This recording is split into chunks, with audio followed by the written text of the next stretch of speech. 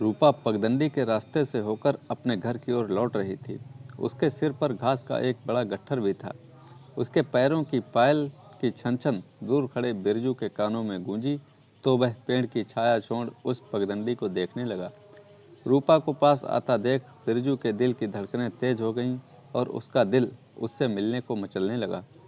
जब रूपा उसके पास आई तो वह चट्टान की तरह उसके रास्ते में आकर खड़ा हो गया। बिरजू, हट मेरे रास्ते से, गाय को चारा देना है। रूपा ने बिरजू को रास्ते से हटाते हुए कहा। गाय को तो तू हर रोज चारा डालती है, पर मुझे तो तू घास तक नहीं डालती। तेरे बापू किसी ऐरे गैरे से शादी कर देंगे। इससे अच्छा है कि तू मुझसे शादी कर ले, रानी बनाकर रखूंगा तुझे। तू सारा दिन काम करती रहती है, मुझे बिल्कुल भी अच्छा नहीं लगता। गांव में और भी कई लड़कियां हैं, तू उनसे अपनी शादी की बात क्यों नहीं करता? तू इतना भी नहीं समझती है, मैं तो तुझसे प्यार करता हूँ, फिर और किसी से अपनी शादी की बात क्यों करूँ? ये प्यार व्यार की बातें छोड़ो और मेरे रास्ते से हट जाओ, वरना घास का गट्ठर तुम्हारे ऊपर फेंक दूंगी। इतना सुनते ही बिरजू एक तरफ हो गया और रूपा अपने रास्ते पर बढ़ चली। शाम को जब सुमेर की हवेली से रामदीन अपने घर लौट रहा था तो वह अपने होश में नहीं था। गांव वालों ने रूपा को बताया कि उसका बापू नहर के पास शराब के नशे में चूर पड़ा है। इसने तो मेरा जीना हराम कर दिया है, मैं अभी इसे ठीक करती हूँ। रूपा की माँ बड़बड़ाते हुए गईं और थोड़ी देर में रामदीन को घर लाकर टूटी फूटी चारपाई पर पटक दिया और पास में ही चटाई बिछाकर सो गईं। सुबह होते ही रूपा की माँ रामदीन पर भड़क उठी। रोज शराब के नशे में चूर रहते हो, सारा दिन सुमेर की मजदूरी करते रहते हो और शाम को ही शराब में डूब जाते हो। आखिर यह सब कब तक चलता रहेगा? रूपा भी सयानी होती जा रही है, उसकी भी कोई चिंता है कि नहीं? रामदीन चुपचाप उसकी बातें सुनता रहा, फिर मुंह फेर कर लेट गया।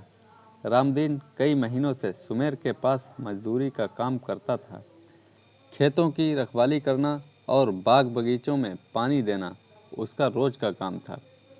दरअसल कुछ महीने पहले रामदीन का छोटा बेटा निमोनिया का शिकार हो गया था। पूरा शरीर पीला पड़ चुका था।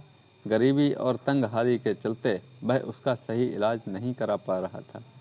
एक दिन उसके छोटे बेटे को दौरा पड़ा तो रामदीन फौरन उसे अस्पताल ले गया।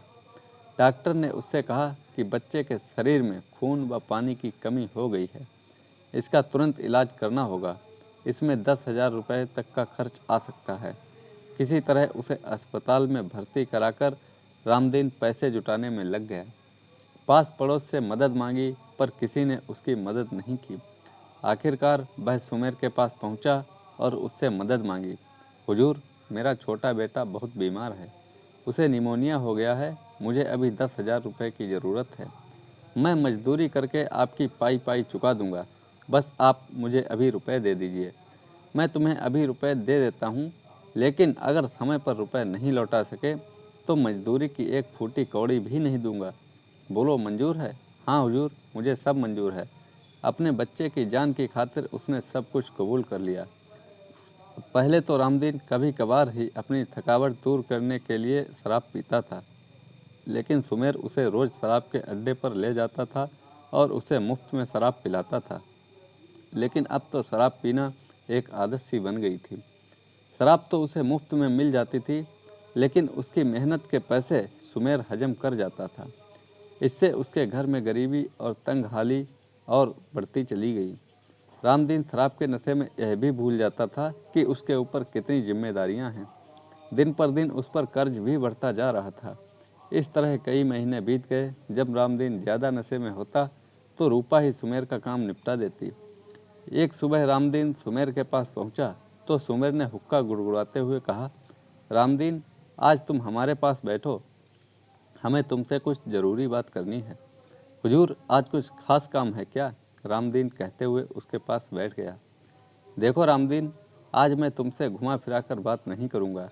तुमने मुझसे जो कर्जा लिया है वह तुम मुझे कब तक लौटा रहे हो? दिन पर दिन ब्याज भी तो बढ़ता जा रहा है। कुल मिलाकर अब तक 15,000 रुपये से भी ज़्यादा हो गए हैं।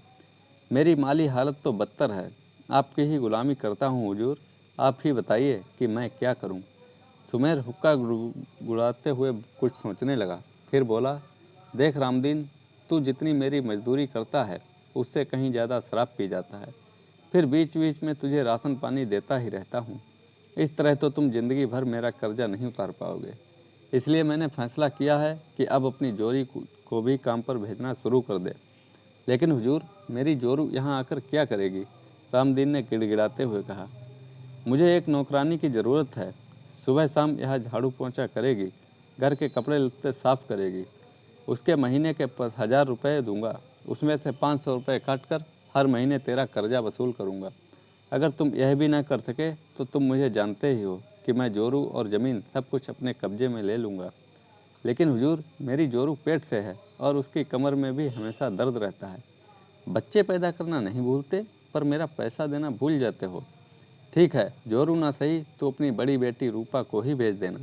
रूपा सुबह शाम यहाँ झाड़ू पोंछा करेगी और दोपहर को हमारे खेतों से जानवरों के लिए चारा लाएगी। घर जाकर उसे सारे काम समझा देना, फिर दोबारा तुझे ऐसा मौका नहीं दूंगा। अब रामदीन को ऐसा लगने लगा था जैसे वह उसके भंवर में धंसता चला जा रहा है। सुमेर की शर्त ना मानने के अलावा उसके पास कोई चारा भी नहीं बचा था।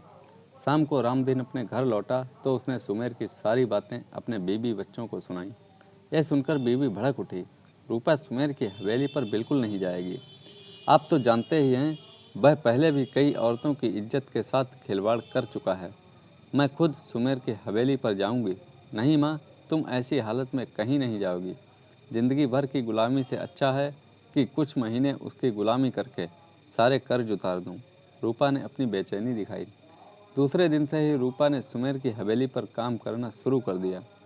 वह सुबह शाम उसकी हवेली पर झाड़ू पोंछा करती और दोपहर में जानवरों के लिए चारा लाने जाती। अब सुमेर की तिरछी निगाहें हमेशा रूपा पर ही होती थीं। उसकी मदहोश कर देने वाली जवानी सुमेर के सोए हुए शैतान को जगा रही थी। रूपा के सामने तो उसकी अपनी बीवी उसे फीकी लगने लगी थी।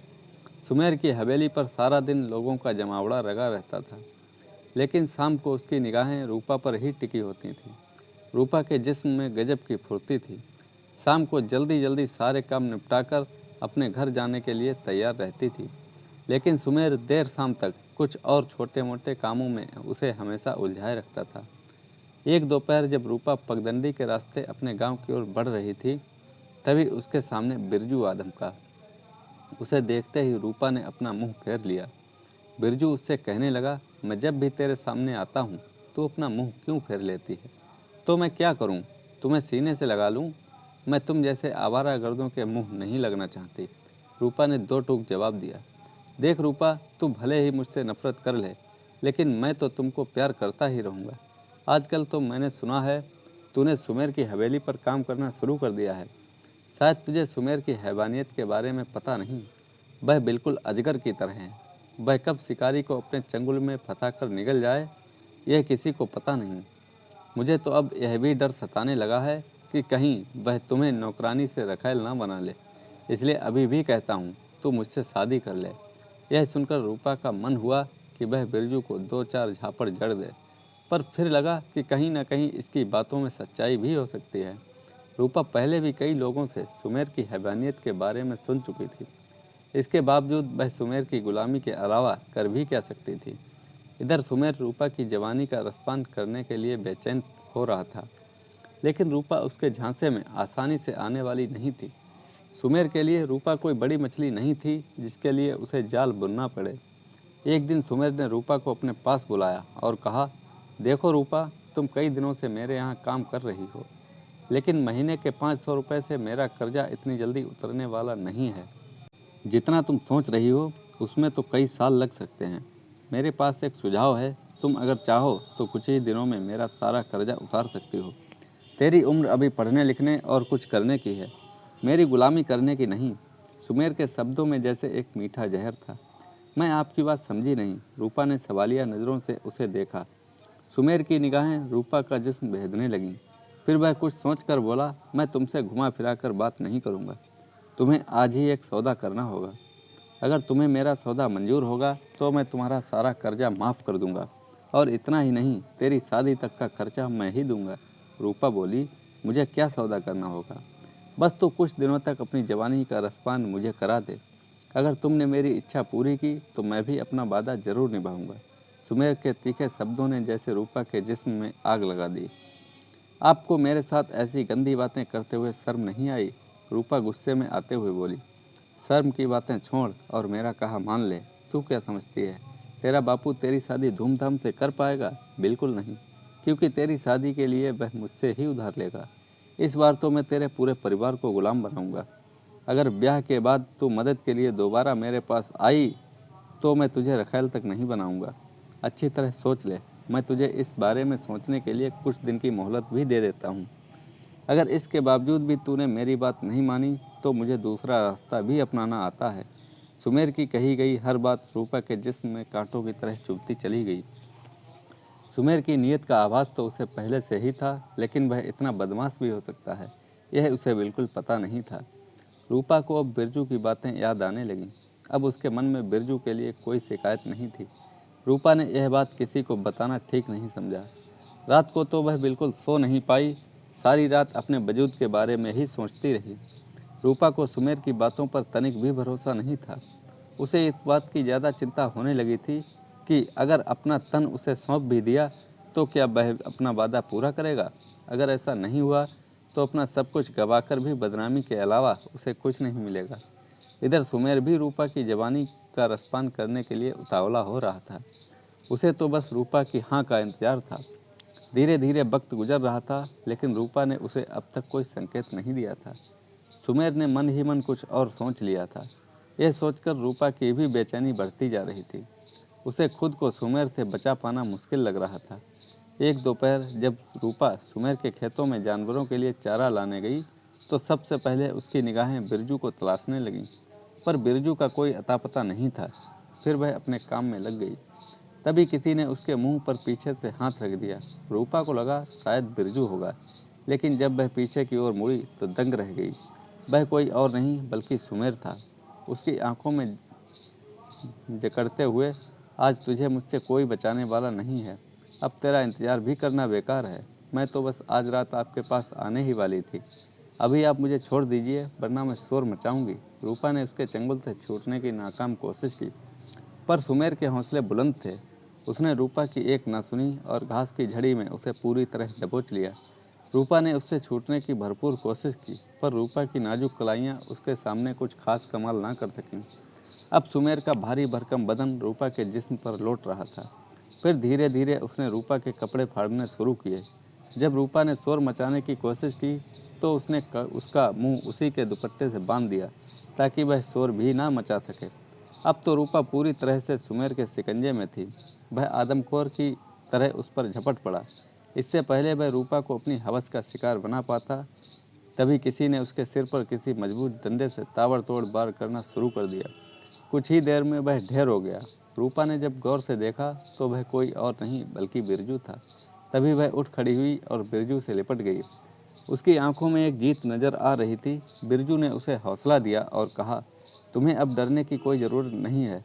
मैं इसी तरह तेरी हिफाजत ज़िंदगी भर करता रहूँगा। रूपा ने बिरजू का हाथ थाम लिया और अपने गांव की ओर चल दी। तो दोस्तों, कैसी लगी ये कहानी? लाइक करें, कमेंट में हमें बताएं और चैनल को सब्सक्राइब करना ना भूलें। धन्यवाद।